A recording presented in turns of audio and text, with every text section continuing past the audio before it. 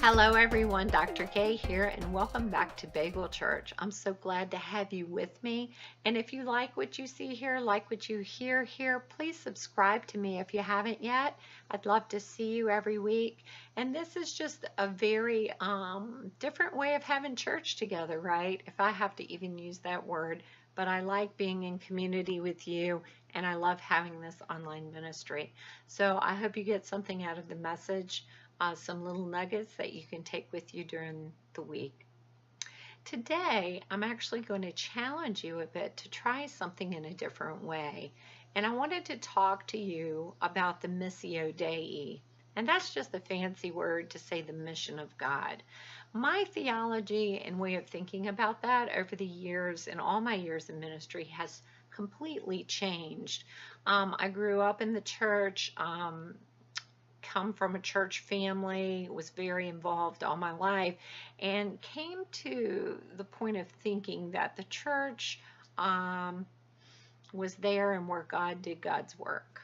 After doing my dissertation and get my doctorate of ministry, my theology changed, and I believe more in a God who has a love for the capacity for the whole world that God created. For God so loved the whole world is what I believe, and that God's mission is bigger, and God's mission is bigger than the church, okay? And so I like where you can go into community and see God at work in community, maybe outside of the church, right? You can get after me for that if you want, but I believe in my way of thinking and theology because I've experienced it in my life in that way.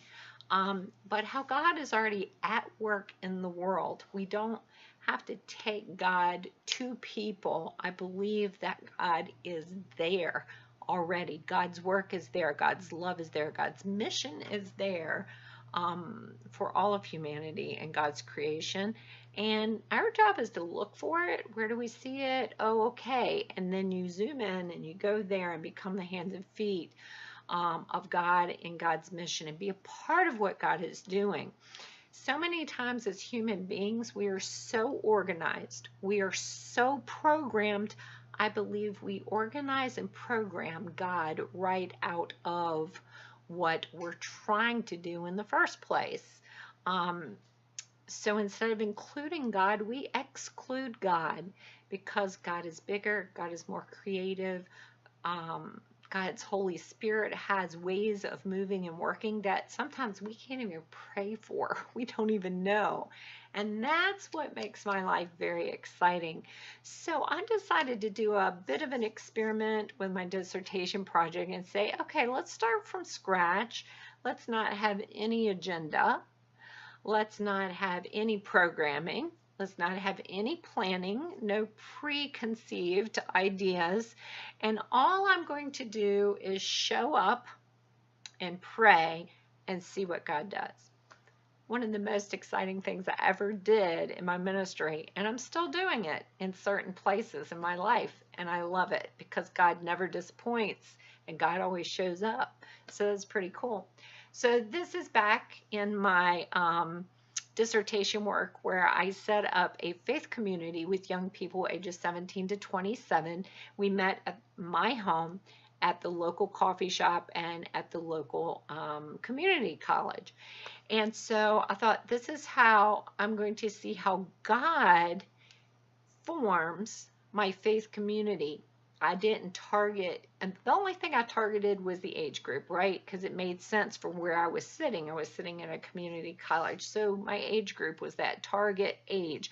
But that was it. I wasn't out advertising. I wasn't putting the word out there or creating programs to attract students. I didn't do any of that. All I did was show up.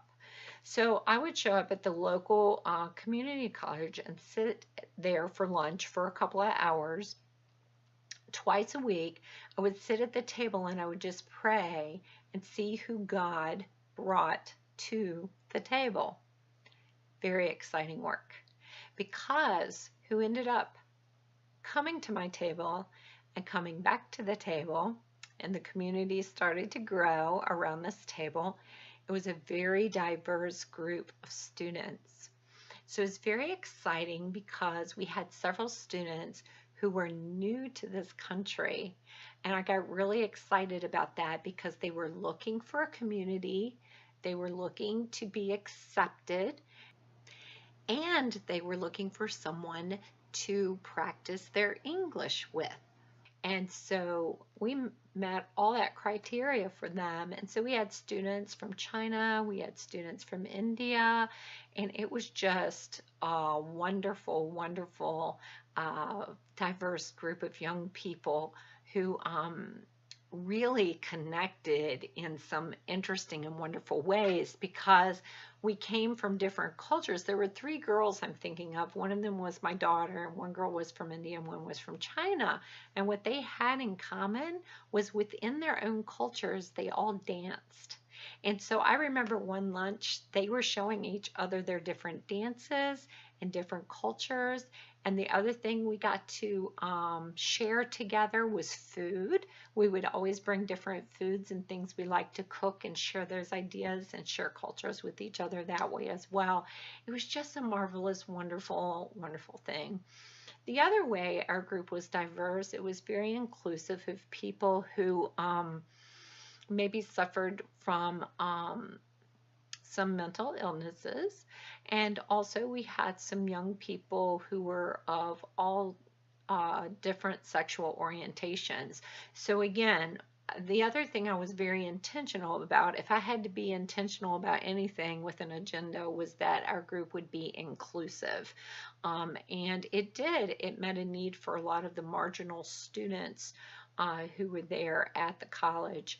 But what was wonderful about the faith community, and I call it an interfaith community because our students came from all different religions, all different sexual orientations. We had believers and non-believers who participated with us. And the idea was, how do we create a culture of bringing love into the world? And we found there were places we could meet no matter what our background was. We could all agree there were people in this world who were hungry, who needed to be fed. So we could come together as a community and feed people in our community. We could all come together and agree there were people who needed shelter, who needed clothing, those kinds of things. We could come together as a faith community, and we know that God's on mission in those areas in this world. And so that's where we could put our eyes and figure out where that was taking place and where we could put our hands and feet and be effective and show God love in this world and create God culture in this world, right? So it's an exciting place, and it was especially exciting to me, well, in so many ways, but with non-believers who chose to participate in the community, in our faith community with us. And it's funny because sometimes as pastor, my job was just to put words or definition to what I see happening. And I would tell this particular young person, I see God using you right now. God, you may not see it that way, or you may not define it that way, but I can really see how God is using you right now for God's purpose and God's work. And so it's exciting to see it, to be able to name it. And this particular individual I know, I believe, does believe in God now, who used to really question the existence of God. Has an awareness of God now in their life, which is really exciting and cool. So anyway, I just want to challenge you to the idea of, if you want to be a part of God's mission, of the Missio Dei, who is sitting at your table? And I want to challenge you, without any agenda, preconceived notion, to be in the middle of the exciting work of God building communities of diverse people together to do God's mission. And if you're interested in that, I challenge you to find a table in the community, whether it's at the community college, at a local restaurant, at a coffee shop, a bagel store, whatever it is. Find that table and go and sit at it and pray and just look forward to the exciting, wonderful ways God will work in and through you in that place.